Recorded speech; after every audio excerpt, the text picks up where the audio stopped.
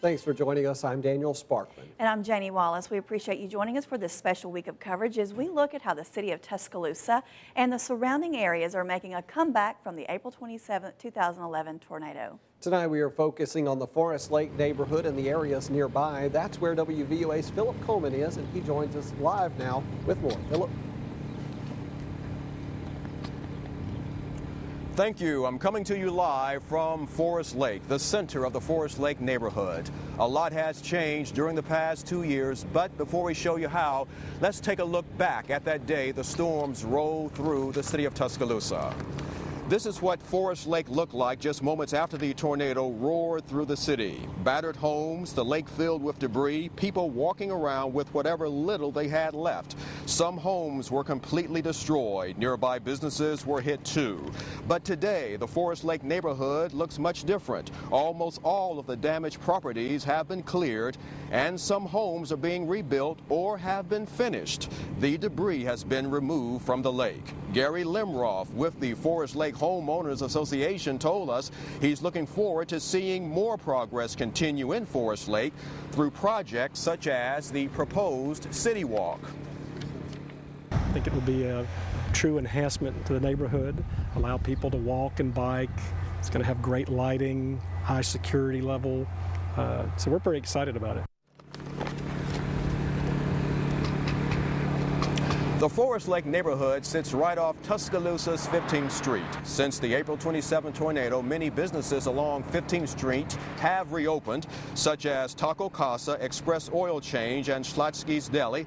However, the Emergicare building still looks much the way it did right after the tornado, and some areas are still nothing but the original foundations left behind following the tornado. But as we just said, the Express Oil Change has reopened along 15th Street. But it's been a bumpy road to recovery for that business. WVUA's Travis Leader joins us now with more on that. Travis. Yes, thanks, Philip. I recently talked to the owner, manager, and employees at the Express Oil Change right behind us on 15th Street. And while business is not back to what it once was before the April 27 tornado, they say that their strong bonds and their resilient mindsets have them believing that everything will eventually return to normalcy. It's probably the hardest thing I've ever done in my life. One minute everything's going along great. Everybody's making a comfortable living. You know, we're all raising kids. Everything's great. And then it's all wiped out and gone. And every single employee stuck around to work in the brand new facility. And Express Oil Change store owner John Carney wouldn't have it otherwise. While we were out, the shortest term employee that I had prior to the storm was 2 years, and I had people that had been here as long as 14. So, you know, you're only as good as the people that you hire. Having the same group back for the grand opening helped smooth the transition. It was like a homecoming. It just, when we opened back up, it was like we never closed. But one problem remains. The business is only making 85% of the money it was before, which could be because newer students couldn't choose Express for their auto services.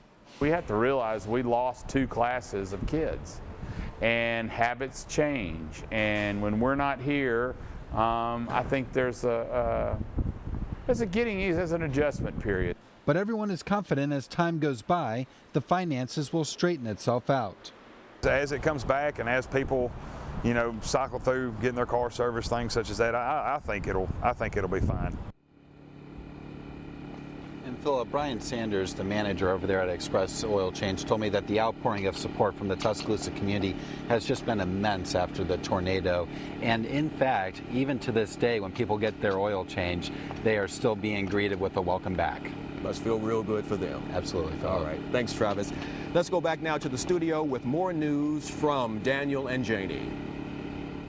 All right, thanks Philip and Travis. A new exhibit featuring firsthand accounts of April 27th opened today in Tuscaloosa.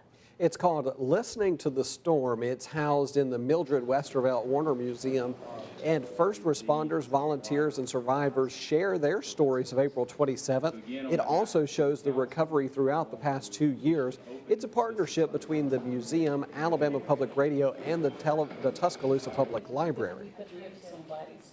We could use this as a teaching tool, not just for today, but for years to come. And it's a place for school kids to come and listen and learn. I always knew in the back of my head that every resident had a story to tell. And then I realized that the museum could be a venue for those stories. This is just one part of the event that's taking place this week as part of the city's way to mark 2 years since the April 27th tornado. On Wednesday, the Alberta Garden dedication will take place. On Thursday, the East Police Precinct open house, and Friday, Alagasco Lighting the Way dedication. Tomorrow is a big day for Tuscaloosa City Schools. They will host the groundbreaking event for the new Alberta School of Performing Arts. It will take place at the site of the original school, 2700 University Boulevard. That starts at 4 o'clock. And speaking of Tuscaloosa City Schools, University Place is making steps toward coming back too. According to spokesperson Leslie Bruinton, 40% of the school was destroyed April 27th, but construction is expected to be complete in time for the school to reopen in the fall. And tonight is going to be your chance to learn more about that new framework for the learning that will be implemented next school year at University Place. It's called STEAM, which stands for Science and Technology Interpreted through Engineering and the Arts, all based in mathematical elements. The founder of STEAM will be on hand, and school leaders will talk about the changes this will mean for students. The STEAM Community Night starts at 6 o'clock at 3834 21st Street. And community leaders all around West Alabama gathered today together for a prayer breakfast this morning in Tuscaloosa. It was all a part of the 15th annual West Alabama Leadership Prayer Breakfast. Former New York Yankee baseball player Bobby Richardson was the guest speaker. Organizers say their goal is to encourage Christian leadership in public and private sectors.